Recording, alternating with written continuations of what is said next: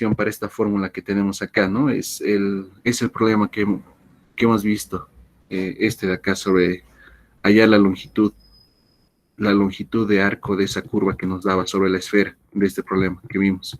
Entonces aquí ya se ha hecho como una especie de deducción de esta fórmula. Entonces, lo que les comentaba al finalizar la anterior clase es que esa fórmula para medir la longitud de arco entre, bueno, la longitud de arco de una curva se puede generalizar a un espacio de n dimensiones y ese espacio además puede ser curvo. Entonces, la fórmula general para la longitud de arco va a ser esta de acá y va a involucrar al tensor métrico. Justamente es por eso que se llama el tensor métrico, permite definir distancias. Y bien, vamos a ver, bueno, esto no es el ejemplo. Esto sería de acá, ¿no? Para coordenadas, para el sistema de coordenadas cartesianos rectangular. El tensor métrico en el sistema de coordenadas rectangular va a ser la delta de Kronecker. Va a ser la matriz diagonal. Y de ahí vamos a obtener la fórmula de la distancia usual, ¿no? Que va a ser esta de acá. A ver si pasemos al ejemplo. Esto de aquí solo es para repasar esta parte de la matriz jacobiana y de las ecuaciones de transformación. Entonces, este sistema, pero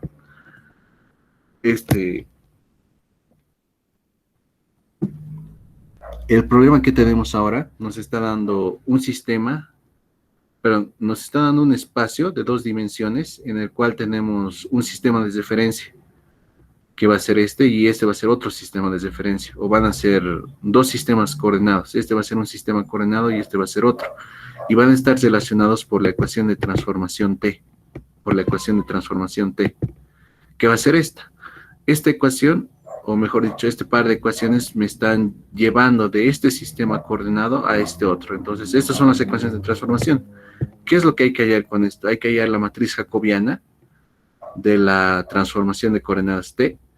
Luego hay que hallar la transformación inversa, o sea, las transformaciones que me llevan de este sistema coordenado al otro. Y por último, ¿qué tenemos que hallar? Tenemos que hallar la matriz jacobiana J basa de la transformación inversa de coordenadas. Y por último, calcular el tensor métrico. A ver, veamos si está completo todo. Entonces, lo primero que hay que hacer es hallar el jacobiano para estas ecuaciones de transformación. Bueno, lo primero que hemos hecho es hallar las ecuaciones de transformación inversa. Hemos procedido de esta manera. Entonces, vean que aquí el sistema X con base está en función del... está en función del sistema X sin base, ¿no? El X1 y el X2. En cambio, aquí está el X1 y el X2 con base. Entonces, son 2 sistemas de referencia diferentes que están relacionados por estas ecuaciones de transformación. Entonces, lo vamos a despejar, X1 y X2. Vamos a hacer el intento. A veces es posible y a veces no. Entonces, voy a aplicar logaritmo a ambos lados de estas 2 ecuaciones y vamos a obtener esto. Y de acá, vean que yo quiero despejar X1 en términos de X1 base y X2 base. Y quiero obtener también X2 en términos de X1 base y X2 base. Entonces, para eso hay que... Bueno, aquí está sencillo, ¿no? Hay que sumar estas 2 ecuaciones y de ahí vamos a obtener X1. Y luego hay que restar estas 2 ecuaciones y de ahí vamos a obtener X2. Haciendo los cálculos correspondientes, pues vamos a obtener esto. Estas son las ecuaciones de transformación inversa. ¿Por qué? Porque me están devolviendo de un sistema hacia el otro. O sea, me están llevando de las coordenadas de un sistema hacia el otro. Estas me llevan de X1, X2 a X1 base y X2 base. Cambio, estas me llevan de X1 base, X2 base a X1, ¿no? Y a X2. Y pues bueno, cada una de estas, tanto T como T inversa, van a tener sus propios jacobianos. Entonces, para el caso de T, está dado de esta manera la matriz jacobiana, que va a ser esta de acá. Y pues bueno, a ver, lo que hay que hacer es calcular estas derivadas. Vean que la derivada parcial de X1 base con respecto a X1. La derivada de X1 base con respecto a X2, la derivada parcial de X2 base con respecto a X1 y la derivada parcial de X2 base con respecto a X2. Entonces, ven que aquí ya tenemos X1 base y X2 base, ¿no? Solo hay que derivarlo, solo hay que sacar sus derivadas correspondientes y reemplazar, ¿no? Entonces, eso va a ser la matriz jacobiana. La matriz jacobiana es, bueno, no, ¿para qué lo voy a complicar ahí? De esta manera se calcula la matriz jacobiana. Ahora, para T inversa, podemos hacer lo mismo. Para T inversa, vean que tenemos aquí las ecuaciones, y su matriz jacobiana asociada a esta transformación va a ser esta que tenemos aquí. Vean que va a ser x1 con respecto a x1 basa, x1 con respecto a x2 basa, las derivadas parciales, ¿no? Y aquí respectivamente. Entonces, vean que aquí tenemos x1 y x2 en términos de x1 basa y x2 basa, y solo hay que reemplazarlo, ¿no? Entonces, esto de aquí va a ser el jacobiano para la transformación inversa, y este de aquí va a ser el jacobiano para la transformación que nos había dado el problema, para la transformación entre las coordenadas de un sistema y otro. Entonces, con esto espero que quede un poco más claro esto de las ecuaciones de transformación y las ecuaciones de transformación inversa y los jacobianos asociados a cada uno. Esto de aquí, lo más seguro es que no lo ha hecho mención el docente, pero cuando les va a dar, por ejemplo, las fórmulas de transformación para tensores de orden 2 covariantes y contravariantes, el ingeniero usa los jacobianos. Entonces, esos jacobianos están descritos de esta manera. Él lo va a anotar de una forma muy compacta, o tal vez lo está colocando de una forma más explícita, pero si tienen alguna duda, pues revisen estos problemas y va a quedar un poco más claro.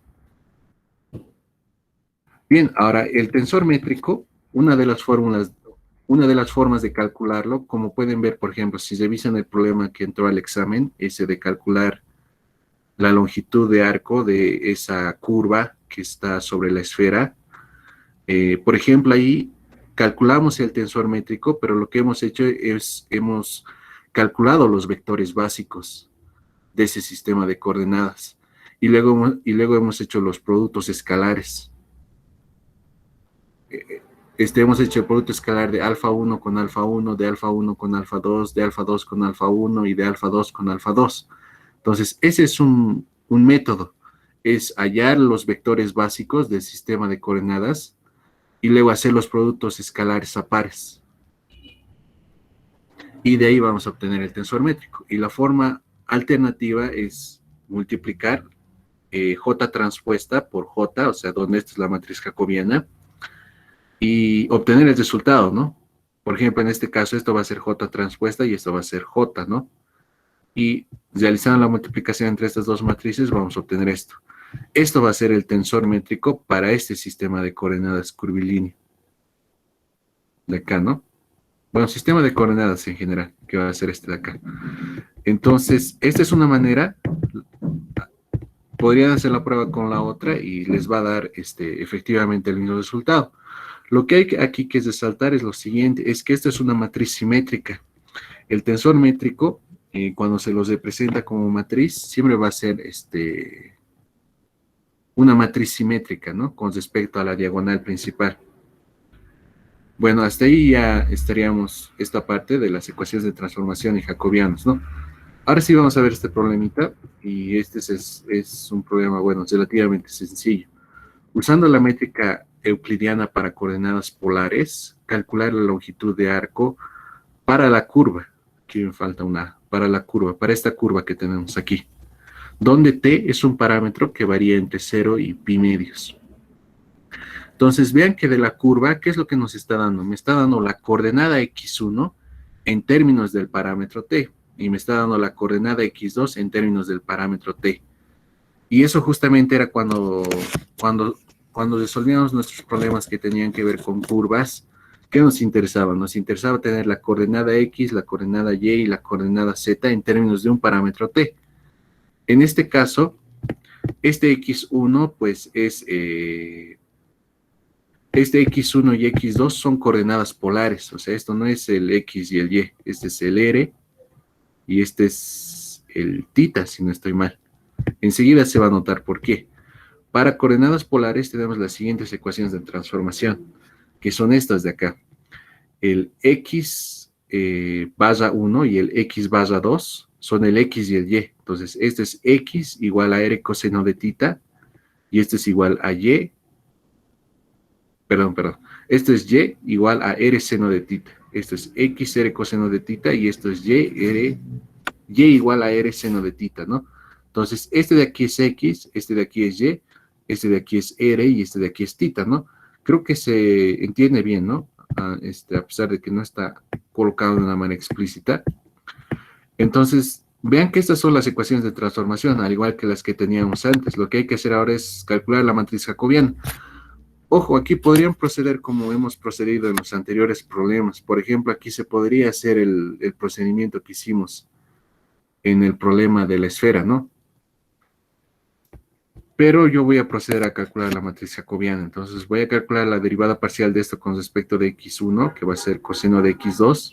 Luego la derivada parcial de x1 barra con respecto a x2, pues me va a dar menos x1 seno de x2, ¿no? Lo propio para este de acá y vamos a obtener esta matriz. Solo hay que calcular las derivadas que aquí nos indica. Luego, j transpuesta por j, ¿no? J transpuesta por j. Hacemos esta multiplicación y vamos a obtener esta matriz que tenemos acá. Y esta de acá es el tensor métrico, ¿no? Con respecto a las coordenadas polares. Pueden comprobarlo por otros métodos, ¿no? Pero van a llegar al mismo resultado. Entonces, ese es el tensor métrico con respecto a coordenadas polares. Bien, ahora, ¿por qué necesitábamos el tensor métrico? Porque lo que nos pedía era lo siguiente: usando la métrica euclidiana para coordenadas polares, calcular la longitud de arco para la siguiente curva, para esta curva que tenemos acá. Entonces, tengo que calcular una longitud, ¿no? Si tengo que calcular una longitud, necesariamente necesito el tensor métrico para poder aplicar la relación que me permite calcular la longitud de arco de una curva, ¿no? Cuando esa curva está representada en un cierto sistema de referencia. Entonces, en este caso hay que usar esta de acá.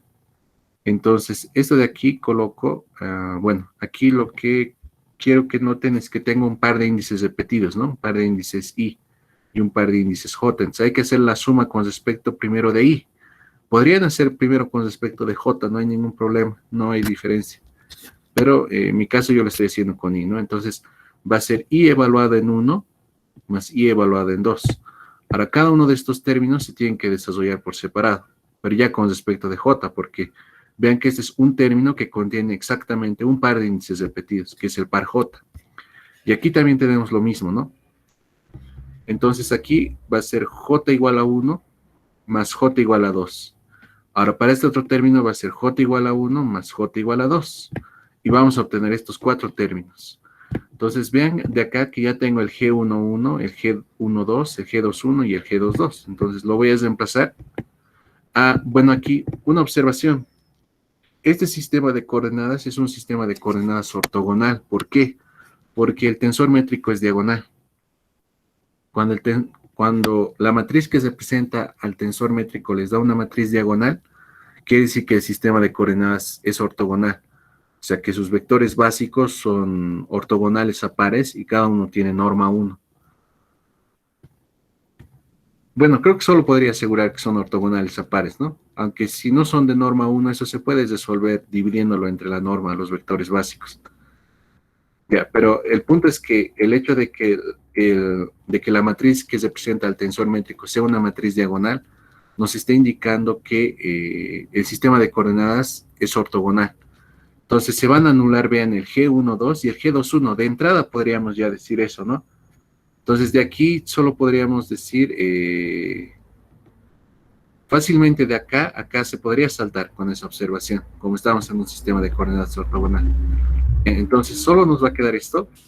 Y voy a reemplazar el G11, que es 1, el G22, que es x1 elevado al cuadrado. Y voy a reemplazar, ¿qué más? Esto de acá. El dx1 con, bueno, la derivada de x1 con respecto de t y la derivada de x2 con respecto de t, ¿no? ¿Por qué? Porque vean que x1 y x2 en términos de qué parámetro me están dando. Me están dando en términos del parámetro t, ¿no? Entonces, la derivada de x1 con respecto de t, ¿a qué va a ser? A menos 2 a seno de t. Y la derivada de x2 con respecto de t, pues va a ser 1, ¿no? Y ahí vamos a empezar esto, ¿no? Ahí están las derivadas correspondientes. Y vean que x1 al cuadrado, pues, bueno, que x1 también ¿no? Lo da el problema, ¿no? Que es 2A coseno de t. Reemplazando todo, o bueno, simplificando todo esto, vamos a tener esta sencilla ecuación, ¿no? Y de aquí, pues vamos a aplicar esto. Y nos va a quedar que la longitud de arco es A por pi, ¿no? Y de esa manera ya obtenemos la longitud de arco. Otro problema. Este problema tiene la siguiente particularidad. Es que ya nos está dando la métrica. Nos está diciendo, con esta métrica, con este tensor métrico tienes que calcular. Entonces, por lo general, ¿cómo era nuestro proceder? Nos daban ecuaciones de transformación y a partir de las ecuaciones de transformación que hallábamos, el tensor métrico. Pero en este caso nos está dando directamente el tensor métrico, que es este de acá. Y nos está pidiendo otra vez lo mismo, calcular la longitud de arco de la curva dada por estas ecuaciones. Vean que es la coordenada 1 con respecto al parámetro t, la coordenada 2 con respecto al parámetro t y la coordenada 3 con respecto al parámetro t, donde el parámetro t tiene que variar entre estos límites, ¿no? Entre 1 y el logaritmo, bueno, ¿cómo se llama este número? El número e, la base de los neperianos, de los logaritmos neperianos, creo que así se lo denomina, ¿no?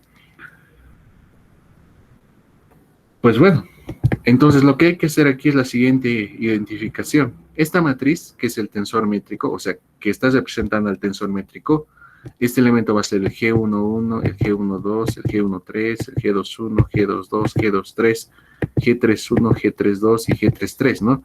Eso es lo que les estoy intentando aquí de decir. Ahora vean que es simétrico, eso es justo lo que les decía, es simétrico, es simétrico. Una pregunta, ¿por qué siempre el tensor métrico deberá ser simétrico? ¿Podrá o existirá algún tensor métrico que no sea simétrico o no? Esa es una muy buena pregunta, ¿no? Y tiene que ver justamente con la noción de distancia. Si esto no fuera simétrico, cabe la posibilidad de que las distancias no estén bien definidas. Si hubiera, bueno, si uno tomara una matriz, digamos, y dijera, esto va a ser un tensor métrico, pero esa matriz no es simétrica, existe la posibilidad de que esa matriz que uno está tomando no induzca una métrica buena. Por ejemplo, se pueden imaginar dos puntos distintos en el espacio cuya distancia sea 0, o dos puntos distintos en el espacio cuya distancia sea negativa. Esos casos patológicos se pueden dar si esto no fuera simétrico. No sé si se me comprende. Porque, a ver, imagínense dos puntos en el plano, por ejemplo, y su distancia entre esos dos puntos. Intuitivamente ese número tiene que ser un número positivo, ¿no? Pero imagínense que tuviéramos una regla de asignación que a cada par de puntos bueno, no, me estoy complicando. Imagínense que tengamos dos puntos en el plano, pero su distancia sea 0 o su distancia sea negativa. Eso es absurdo, ¿no? Y esos casos se pueden dar si es que esto no es simétrico. Eso es lo que les estoy diciendo en pocas palabras. O sea, esto es necesario que sea simétrico, si no vamos a tener cosas que no son distancias. Y eso no nos va a servir mucho. A pesar de que a los físicos sí les sirve, ¿no? Pero ellos tienen sus propias interpretaciones de todo esto. A ver, bueno. Entonces, esto de aquí, ¿qué más podemos decir de esta matriz? Ah, ya, vean lo siguiente, no es una matriz diagonal. Como no es una matriz diagonal, entonces este sistema de coordenadas x1, x2 y x3, no es un sistema ortogonal, porque no es diagonal. Si es diagonal, podríamos asegurar que es ortogonal, pero como no es diagonal, entonces no podemos asegurar que... Es más, podemos desechar la idea de que sea ortogonal. No es ortogonal este sistema, porque no es diagonal la matriz. Bien, vean que se podía decir mucho de esto, ¿no? De esta forma en esta matriz.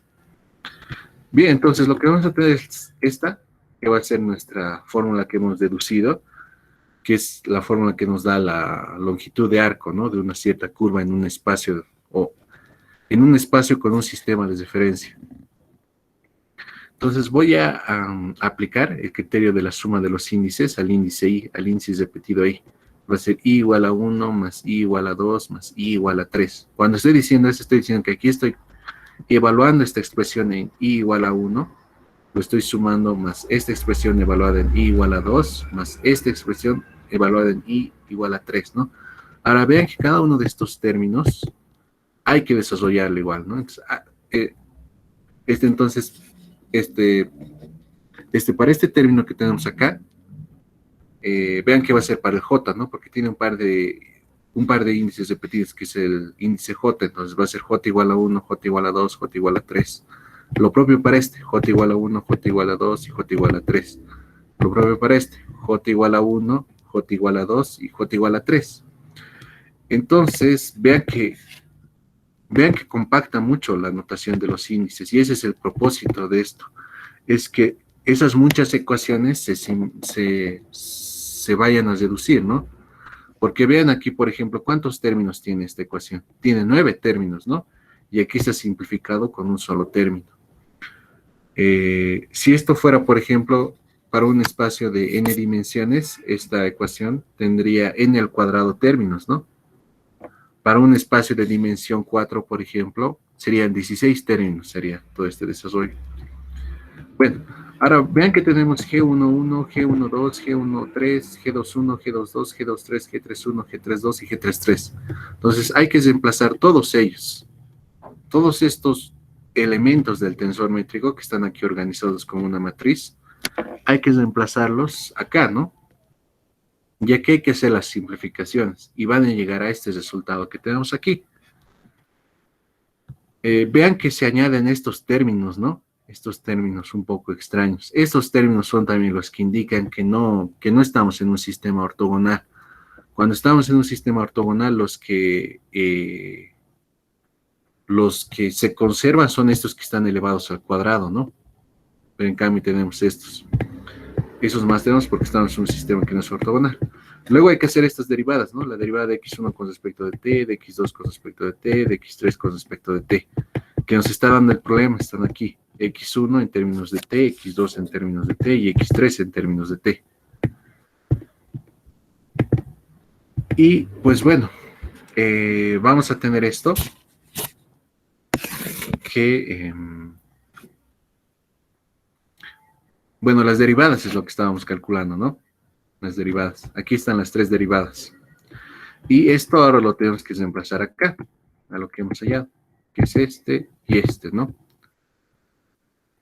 Y al final nos va a quedar todo esto. Ahora solo hay que simplificar todo esto que está acá, ¿no? Y nos va a quedar una expresión más o menos de esta manera. Como estamos con distancias, pues voy a sacar raíz, ¿no?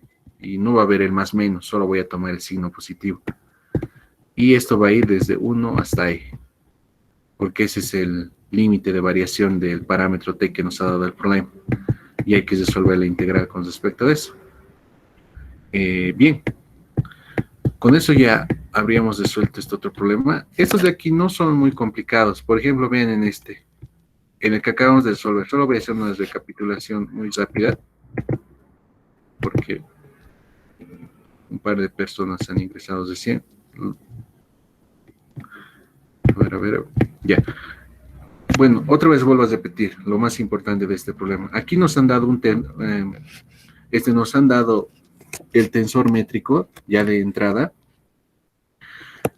A diferencia del anterior problema. En el anterior problema nos daban las ecuaciones de transformación y a partir de eso, ¿qué hallábamos?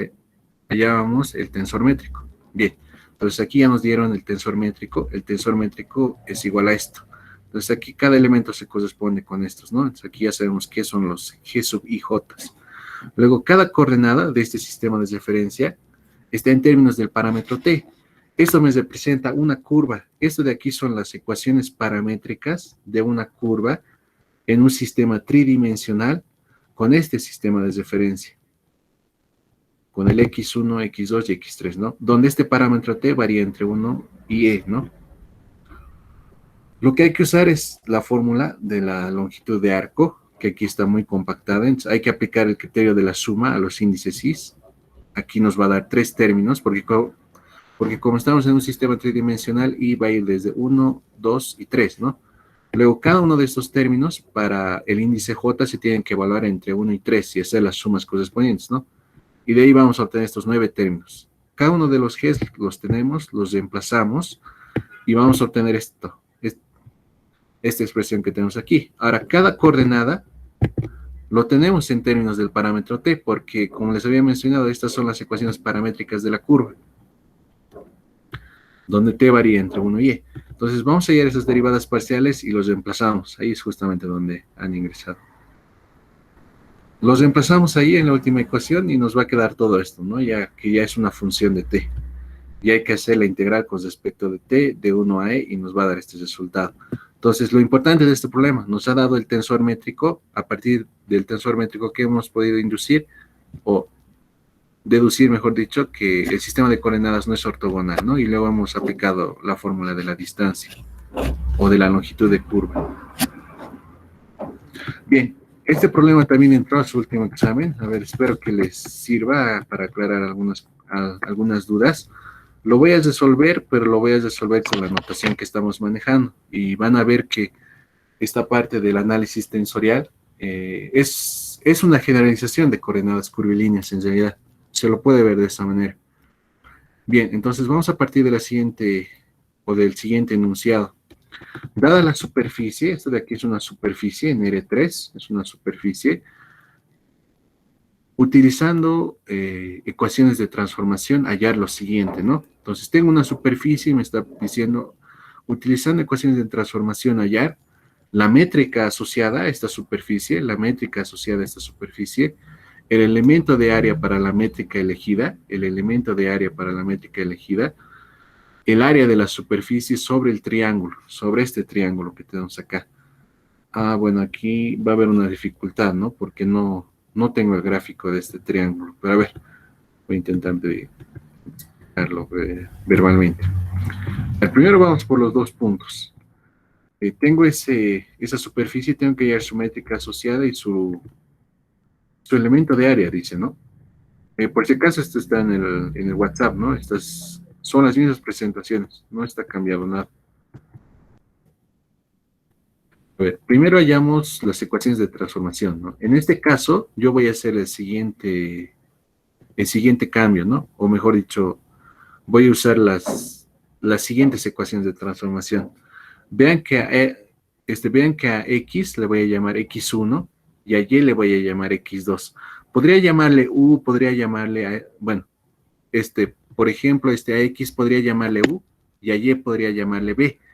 Pero ¿por qué le estoy llamando X1 y le estoy llamando X2? Porque quiero encajar lo que voy a hacer en la notación que hemos estado usando. Y vean que en la notación que hemos estado usando hace mucho énfasis en los índices, ¿no? Entonces, es por eso que a X le estoy llamando X1. Ustedes, por ejemplo, podrían llamarle U, o a Y podrían llamarle B, pero yo le estoy llamando X2. Ahora vean que Z está en términos de quiénes, de X y de Y, ¿no? Entonces lo voy a reemplazar ahí. Los reemplazamos y vamos a obtener esto. Z igual a X1 más X2 al cuadrado, ¿no? Donde aquí estoy haciendo la siguiente aclaración, ¿no? No, a ver. Déjenme ver. Ya. Vean que aquí estoy haciendo un cambio de notación más. X, Y, Z, X, Y, Z, le estoy llamando X barra 1 a X barra 2 le estoy llamando Y X barra 3 le estoy llamando Z, ¿no? Y si reemplazo esto de acá, me va a quedar esto. Eso de aquí es simplemente para darle la notación, una notación elegante a esto. Y voy a obtener esto. Ahora vean que esto ya encaja, ¿no? En lo que hemos estado manejando. Es un sistema, o mejor dicho, es un sistema de ecuaciones que me permiten ir de un sistema coordenado a otro, ¿no? Son las ecuaciones de transformación. Pero estas ecuaciones de transformación están con una notación de índices. A ver, ¿qué dice en la nota? X1 barra, X2 barra, X3 barra son las coordenadas cartesianas. Y X1 y X2 son las coordenadas en la superficie. Son las coordenadas en la superficie. A ver, ¿cómo continuamos entonces resolviendo este problema? Sea R el vector de posición en coordenadas cartesianas. Lo que queremos por si acaso hallar es el tensor métrico. Ese es nuestro objetivo. Ya tengo ecuaciones de transformación. Si tengo ecuaciones de transformación, puedo calcular el tensor métrico. Y vean que en esta ocasión no voy a usar el jacobiano, sino es que voy a utilizar este método que se basa en calcular los vectores básicos, los vectores de la base de este sistema de coordenadas. Y que ya lo habíamos visto, ¿no? En coordenadas curvilíneas, cómo se hacía este método. Entonces voy a tomar estos de acá. Bueno, perdón, voy a partir del vector de posición, que va a ser esto, ¿no? Pero, vean que X, ¿a qué es igual X? ¿A qué es igual Y y a qué es igual Z? Aquí tenemos nuestras ecuaciones de transformación, ¿no? X es igual a X1, Y es igual a X2 y Z es igual a X1 más X2 al cuadrado, ¿no? Entonces lo vamos a hacer en pasar y vamos a obtener esto, ¿no? Ahora voy a hacer otro cambio de notación y este cambio de notación es para que encaje otra vez en nuestra notación de índices. Al vector unitario Y lo voy a llamar E sub 1, al vector unitario J lo voy a llamar E sub 2 y al vector unitario K lo voy a llamar E sub 3. Reemplazando eso nos va a quedar esto. Ahora vean que aquí ya está más elegante, esto está de una forma totalmente con índices, ¿no? Ahora vamos a calcular los vectores básicos de este sistema de coordenadas. ¿Cómo lo vamos a hacer? Voy a derivar el vector de posición con respecto a x1. ¿Eso a qué equivale? A derivar cada una de las coordenadas con respecto a x1. ¿Por qué? Porque los vectores básicos son constantes en este caso, ¿no? Este es un vector constante, constante, constante. Entonces, ¿eso a qué me va a dar? Esto con respecto de x1, pues va a ser 1. Con respecto de x1, esto va a ser 0, porque x y y son variables independientes, ¿no? Entonces va a ser 0, esto de aquí se va a eliminar. Y esto de aquí va a ser 1. Entonces de ahí me va a quedar E1 más E3, ¿no? O si quieren podrían verlo como I más K, ¿no? Ahora el otro va a ser la derivada parcial de R con respecto de x2. ¿Y eso qué me va a dar? Este se va a hacer 0, este me va a dar 1 y este de aquí me va a dar 2 veces x2. Y vamos a obtener esto. Entonces, estos dos vectores que están aquí, el alfa 1 y el alfa 2, ¿por qué son vectores? Porque son combinaciones lineales de vectores, ¿no? Entonces, alfa 1 y alfa 2 son los vectores básicos, son los vectores de la base de este sistema de coordenadas. Para que esto sea un poquito más claro, voy a ir al gráfico que teníamos aquí para la esfera. Este gráfico es muy importante porque es muy, muy ilustrativo en cuanto a lo que estamos haciendo. A ver, a ver, a ver. ¿Dónde estás? ¿Dónde estás? Acá estás. Acá está. Este de aquí es el alfa 1. Este de aquí es el alfa 2. Ahora, imagínense que esta es la superficie que nos está dando. El sistema de coordenadas que hemos impuesto es más o menos así. Son líneas coordenadas que están sobre la superficie. Y por ejemplo, para este punto, vean que puedo hallar la tangente a esta curva. Y para este otro, y para, bueno, para el mismo punto, pero para esta otra curva puedo hallar este otro vector tangente. Este de aquí es el alfa 1 y este de aquí es el alfa 2. Esto es lo que hemos calculado ahora. Esto es lo que hemos calculado ahora.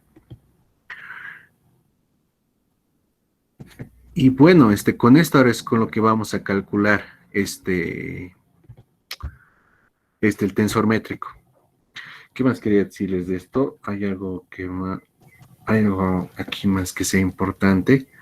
Este de aquí es alfa 1, alfa 2. Ya, volvamos al problema. Entonces, con eso ya tenemos lo que es el tensor métrico, ¿no? El tensor métrico. Me bajé mucho. No, casi tenemos el tensor métrico. Tenemos los ingredientes para poderlo calcular.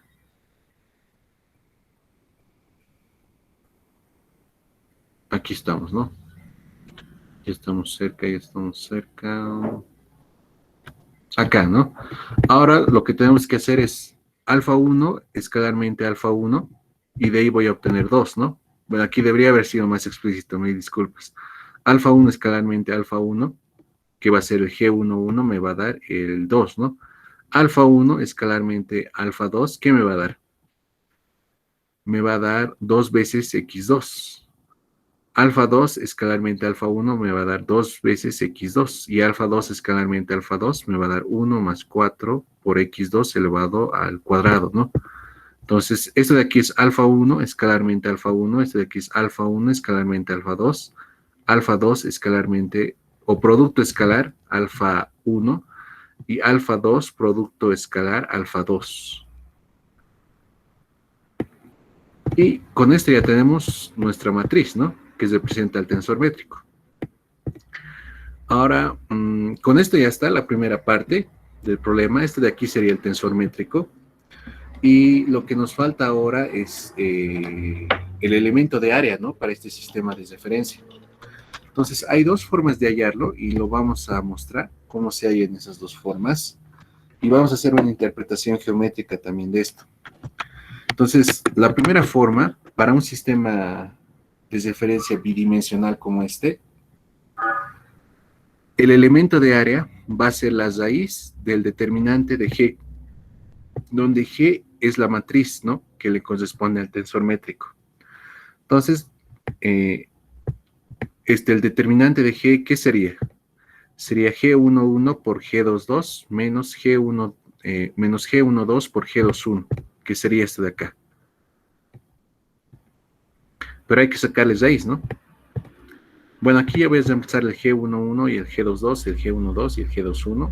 Nos va a quedar esto y sacamos las raíz. Y esto de aquí vendría a ser, ¿no? Bueno, aquí está con la notación de índices y aquí está con una notación sin índices, ¿no? Pero recuerden que X2 es igual a Y, ¿no? Y pues bueno, esto de aquí sería el elemento de área para este sistema de referencia. Tal vez lo malo de esta forma es que no tenemos una interpretación geométrica. Pero enseguida les voy a mostrar cómo podemos obtener una interpretación geométrica de esto. El elemento de área también se puede hallar de la siguiente manera. Vean esto. Este de aquí, ¿quién es? Y este de aquí, ¿quién es? Este vector. Este de aquí es el alfa 1, ¿no? Y este de aquí es el alfa 2.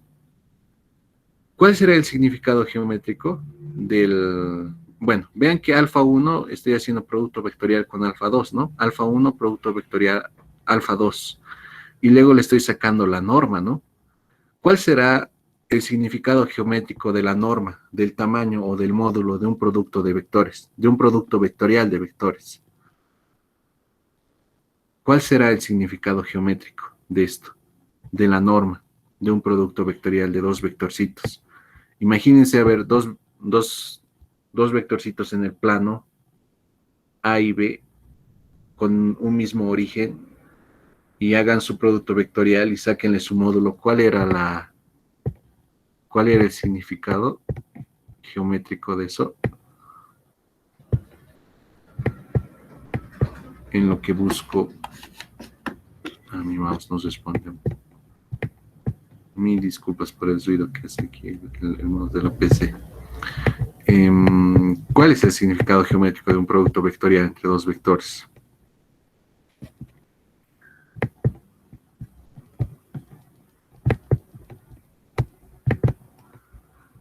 Es el área, ¿no? A ver, vean que esto de aquí es alfa 1 y esto de aquí es alfa 2. Ahora, vean que de aquí, si yo trazo una paralela a este de acá, de esta manera, y de este trazo otra paralela acá, de esta otra manera, voy a tener un rectángulo, ¿no? Voy a tener un rectángulo aquí. Y vean que ese rectángulo va a aproximar muy bien a esto de acá, a esto que parece un rectángulo, que está aquí en la parte de atrás, o sea, en lo que le corresponde a la superficie. Pueden ver como una especie de cuadrilátero curvo, de rectángulo curvo. Vean que el rectángulo que se puede formar con las tangentes, con alfa 1 y alfa 2, va a aproximar muy bien a este, ¿no? Pero ahora, vean que si yo hago el producto vectorial entre estos dos vectorcitos, ¿qué estoy obteniendo en primer lugar? Estoy obteniendo un vector normal a la superficie, ¿no? Un vector normal a la superficie. Y si le saco la norma al producto vectorial entre alfa 1 y alfa 2, estoy hallando el área del rectángulo que forman estos dos vectorcitos. Claro, cuando de aquí trazo una paralela a este. Para este tengo que trazar aquí una paralela y de este tengo que trazar una paralela. Y ahí voy a tener un rectángulo, ¿no? Eso va a ser, o mejor dicho, el producto vectorial entre alfa 1 y alfa 2 va a representar, o la norma entre alfa 1, producto vectorial alfa 2, va a representar el área de ese rectángulo. Y ese rectángulo a su vez está aproximando el área sobre esta superficie, sobre este rectángulo que está sobre la superficie, sobre este rectángulo curvo. Entonces vean que a eso se está definiendo el elemento de área. Bien, entonces dicho eso, veremos los cálculos, ¿no? Entonces vean que alfa 1 y alfa 2 ahí los tenemos de una manera geométrica, y el producto vectorial o la norma del producto vectorial está representando el área de un rectángulo. Entonces, lo que hay que recordar aquí es lo siguiente, es que el módulo de alfa 1 vectorialmente alfa 2 va a ser igual a alfa 1 o al módulo de alfa 1 por alfa 2 por el seno de tita. Y todo, y como está aquí,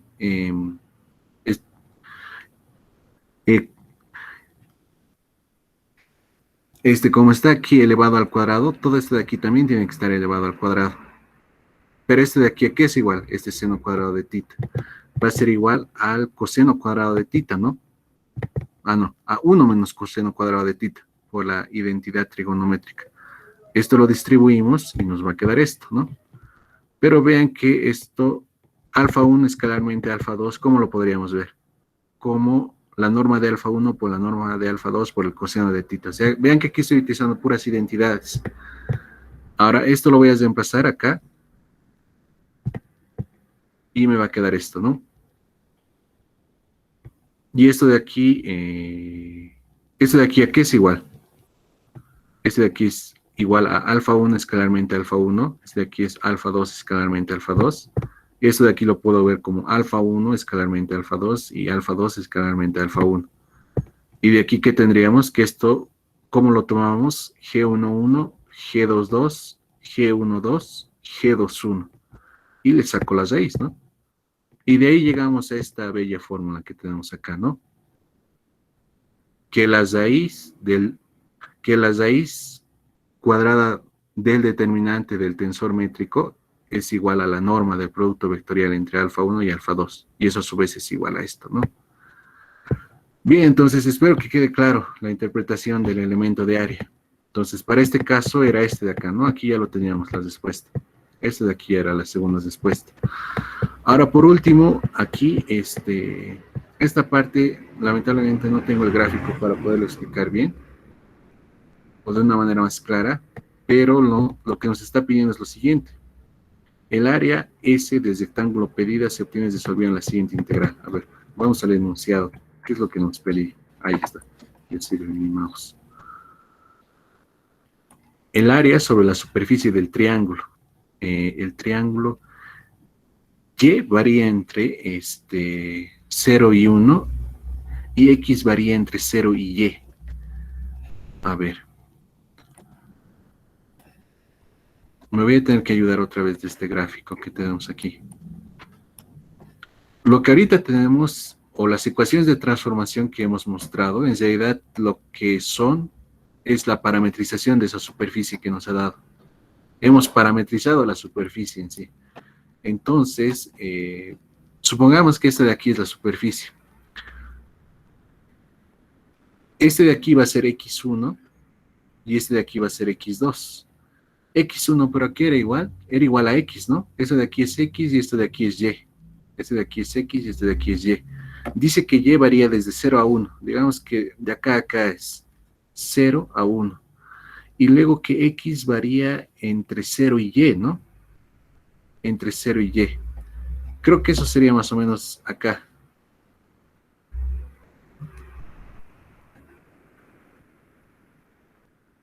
Sí, está bien. Va a ser una recta, X igual a Y acá. Va a ser este triángulo sobre el que tenemos que integrar. Este de acá. Ese va a ser el triángulo. Entonces, cuando basamos todo ese triángulo, vamos a generar una porción de la superficie. Y pues bueno, solo hay que reemplazar los límites de la integral. ¿Dónde estás? ¿Dónde estás? ¿Dónde estás? ¿Dónde estás? ¿Dónde estás? Aquí está, ¿no? Esta sería la fórmula del área. Esta de aquí sería la fórmula del área. Ah, mil disculpas, aquí me falta colocar doble barra, ¿no? Porque es el determinante. Ya, pero el punto es que lo hemos empezado esto. Y un límite iría desde 0 hasta y el otro límite iría desde 0 hasta 1. Entonces, primero hay que integrar con respecto de x, ¿no? Nos va a quedar esto. Y luego con respecto de y, porque y varía de 0 a 1, nos dijo. Y de ahí vamos a obtener este resultado. Aquí vuelvo a repetir, me falta doble barra porque así está esto, ¿no? Esto ahorita de aquí es una matriz, la raíz de una matriz. Tiene sentido la raíz de una matriz, pero no en esta integral.